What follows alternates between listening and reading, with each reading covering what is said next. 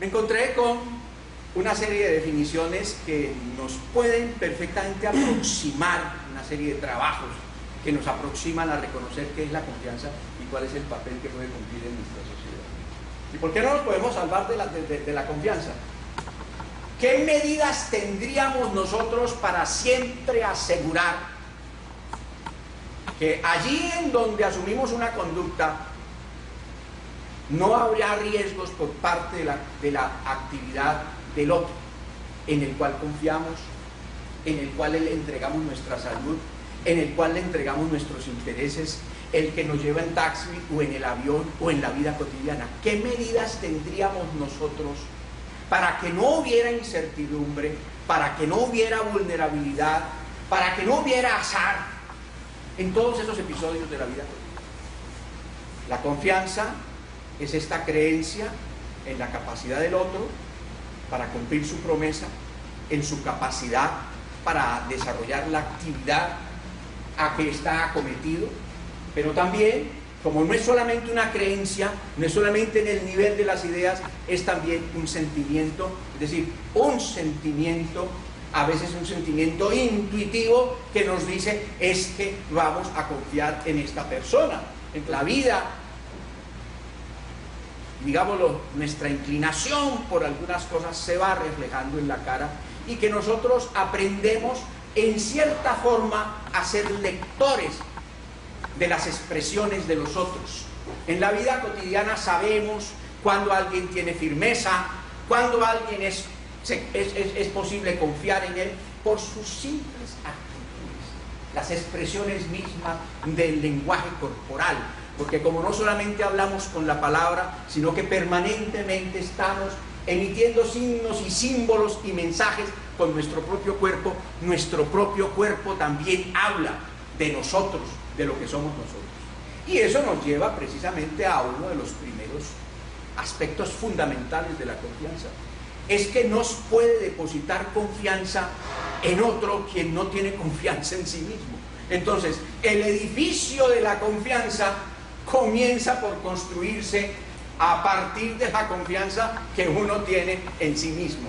Y esa confianza, ¿cómo se construye? Por supuesto que esa es una tarea compleja, es una tarea que nos acompaña toda la vida y es una tarea que está construida a partir de nuestro trabajo por conocernos, por autoconocernos, por conocer nuestras limitaciones y saber que cada día tenemos precisamente que vencer y que superar esas limitaciones y esas dificultades. Entonces, la construcción de la confianza en cierta forma se construye a partir del vencimiento de esas limitaciones que conocemos, a partir de su superación cada día y un poco, en cierta forma, a partir de la capacidad que desarrollamos cada día, es que tenemos que dudar de las cosas fáciles.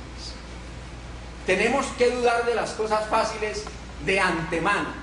La dificultad es la que construye nuestra vida y la dificultad es la que construye nuestra confianza en nosotros mismos, en la medida en que somos capaces de superarlas cada día. Volviendo entonces sobre la confianza, al depositar nosotros la confianza en el otro, al ser el otro objeto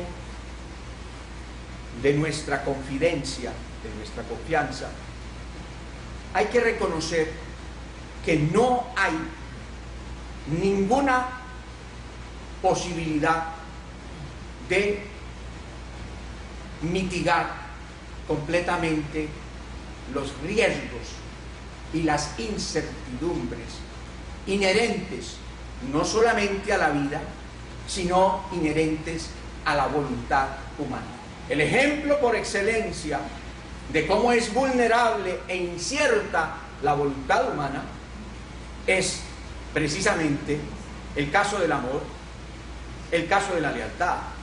Allí no hay póliza de seguro, allí no hay ley, allí no hay decreto que sí. Entonces, esto nos pone a reflexionar, en efecto, que cuando uno confía en otro, la confianza en el otro es una apuesta.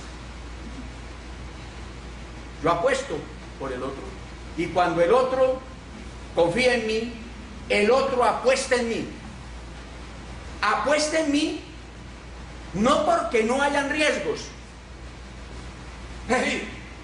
La idea de que pues, se puede vivir en un mundo sin crisis, en un mundo completamente armónico, en una especie de paraíso completamente anodino y amorfo, en donde no hay cambios, irrupciones, vulnerabilidad, fragilidad, riesgo, es una idea completamente equívoca.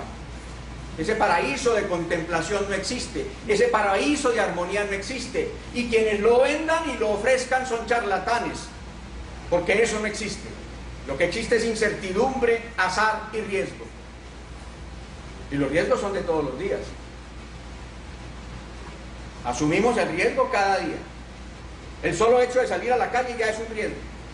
Y no solamente asumimos riesgos voluntariamente, como el que asume aquel que fuma una cajetilla diario de cigarrillos y envenena los pulmones a pesar de las consecuencias que pueda tener. Él dice, no señor, yo soy libre de asumir el riesgo. Y lo asume. Y lo mismo el que se emborracha como indio, también lo asume. Asume el riesgo. Asume el riesgo de las consecuencias a que eso lo puede llevar. De manera que la sociedad contemporánea hay que definirla como una sociedad de riesgos. Son riesgos de todos los días. Entonces no hay nada que nos prevenga contra los riesgos. Y no solamente hay riesgos que tenemos que asumir, o que asumimos diariamente de manera voluntaria, sino que hay riesgos que son involuntarios.